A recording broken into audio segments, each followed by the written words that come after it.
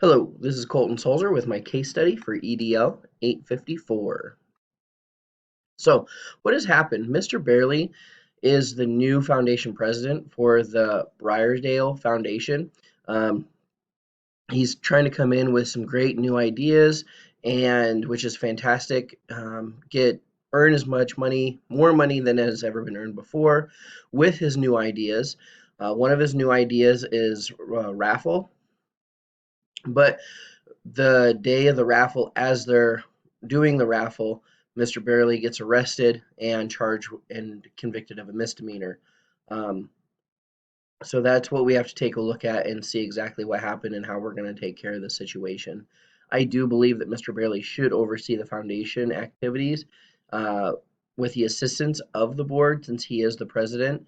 So I think depending on what the bylaws are, if he can still be the president, I believe that he should still oversee the activities, just maybe with some different policies that we'll take a look at. Who was harmed and what laws were broken? So nobody has been physically harmed, but there is still harm done to both the school and Mr. Barely's reputation. So, seeing the president get arrested and convicted of a misdemeanor is not a good look for either the school foundation or for Mr. Barely. Um, and the laws that may have been broken are probably state laws against raffles. Some states do have laws against raffles, so that is something that could have been overlooked, which need can't happen again. That stuff needs to be researched and taken care of right away. I do believe that qualified volunteers of the community can be on the board for the foundation. If a school employee wants to be on the board, that is great, but not required. School employees are already stretched quite thin with what they have to do with the other um, items they have to do in the community, lesson plans, all that stuff. So to have them required to be on the board is stretching them even more thin. So I believe qualified volunteers, maybe even elected volunteers, um, would be a good would be a good way to find board members. So what happened? As a school foundation is trying to raise money for their school, the president of the foundation, Mr. Bailey, broke a law and was arrested and found guilty of a misdemeanor. So now we kind of have to get this mess cleaned up and get it taken care of. I believe on the board, there should be a research team. When ideas are created to raise money for the foundation or to do things to better the school, the research team should find out if the ideas are okay or what procedures need to be taken to accomplish these goals. I think this will help prevent something like this from happening again. So if somebody comes up with another fundraising idea, we can see what needs to be done so that it's done correctly, carefully, and legally.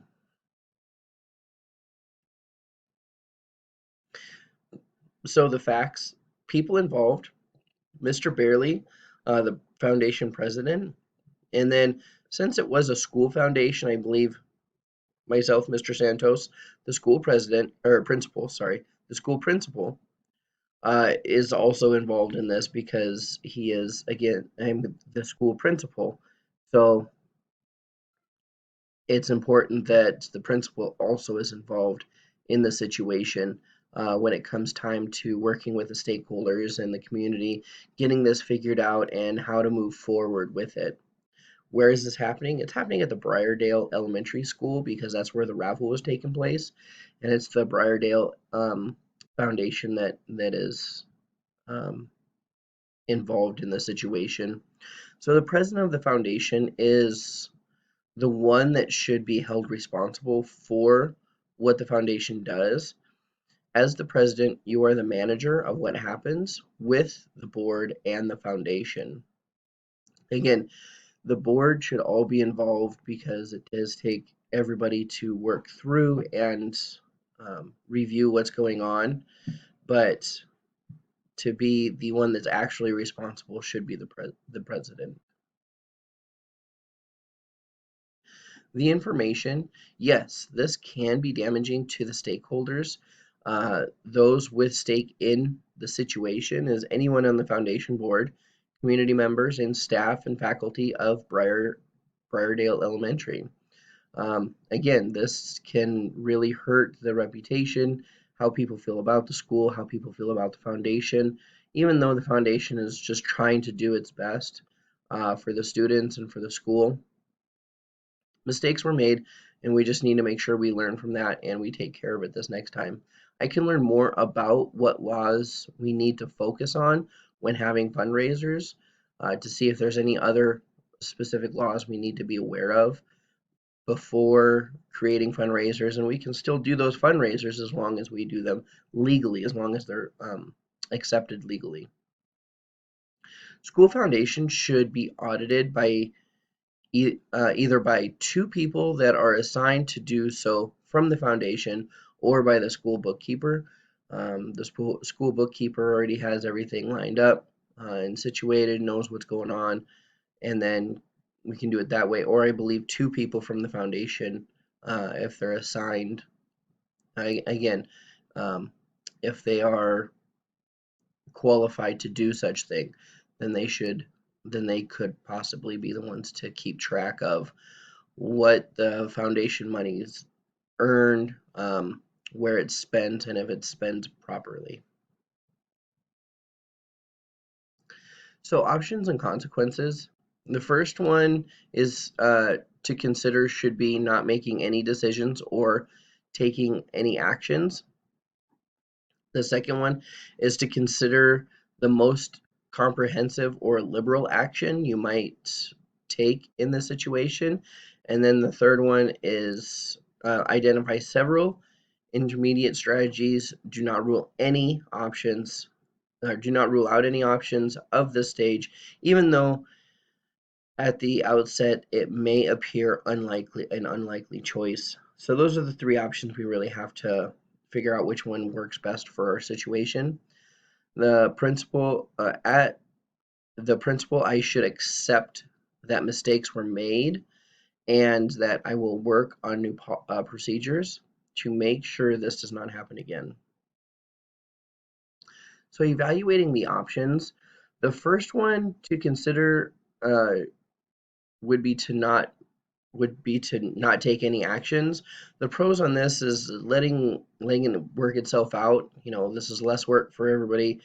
Just kind of let it work itself out and see where it goes from there. The con, we could lose respect from the community because it looks like we're not really doing anything. It looks like we don't care. The second one is to for the most comprehensive or the liberal actions.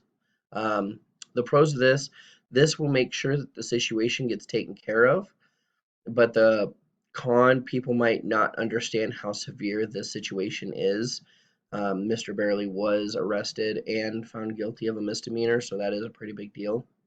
And then the third one, again, is to make sure that you come up with options and not rule any of them out even if they're an unlikely choice. The pros of this is that we make sure that all options are looked at and considered. The cons, this may take way too much time and have a negative look on the school if we were using a lot of time trying to get this situation figured out. It could give the school another negative look. So the best option, I believe, is option number 2, to consider the most comprehensive and liberal action.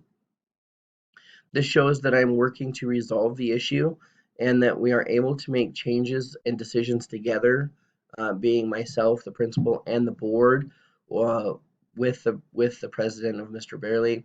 And then all stakeholders are able to put in their input on the decision making of what's to happen. How are we going to move past this, move forward, and make this foundation successful again? Implementing my decision, I will discuss with the foundation board to see if Mr. Barely is able to and welcome to stay as the foundation president, discuss what procedures need to be done and be put in place so an incident like this does not happen again, and then create protocols for auditing of finances, benefit ideas, and progressions through the year. So any ideas that the board has, make sure that those are really looked into and again audited to make sure that we can do them legally and so it best benefits the school. I believe with the situation, it all negatively affects our budget. It will negatively affect our budget and funds available for the school year. I will have to see if we as a school are on the hook for any of the legal fees for Mr. Barely, and also the donors will not feel as comfortable donating to our school or foundation. They may not feel as comfortable to donate as much, if anything, to the school or foundation as they used to be, just because they don't want to be caught up in something like this again. And then answers to the rest of the questions that we had to make sure that funds are available to support our school and program. I will continue to build the confidence of the school with the community. We'll continue to build that relationship so that the school does feel comfortable and know that we have learned and we are working to make this a good foundation again, so that it's not a laughing stock or a joking matter. Allocating the funds will be the process of the foundation board. They will decide where the funds will work best for the community, and we'll have the input of the community and myself to see the greatest need, where the greatest needs are at. I would develop and monitor the budget process with the cooperation of the foundation board. This will ensure that we have their buy-in on the process and make sure that all questions are answered, and see what kind of ideas we can come up with when you have a board that what we want to have with qualified volunteers. It's really important, and they have some really good ideas that we can all come up with and tweak to make work for us. I would act as a responsible, ethical, and accountable steward by ensuring we communicate the situation and answer questions to the best we can, and make sure that protocols are being followed so that this does not happen again. We want to make sure the community knows that we are not hiding anything and that we're completely transparent in the situation. That again is how we'll build trust and relationship with the community again, so that they don't feel like we're hiding anything. And the strategies to use when having a good budget or when having budget cuts is to make a priority list. If there's anything on that list that can be completely cut successfully without causing too much damage or interference with anything, then those can be done. And then once that is done, see if you can pull a little bit of money from a lot of different areas so that not just one area or one program gets hit the hardest, and see if they can have ideas to recoup that. Again, other benefits that may happen, and see if they can recoup that money, or just not figure something out on how they can work without having that money. Hopefully it's as little as possible.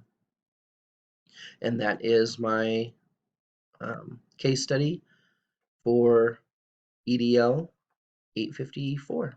Thank you.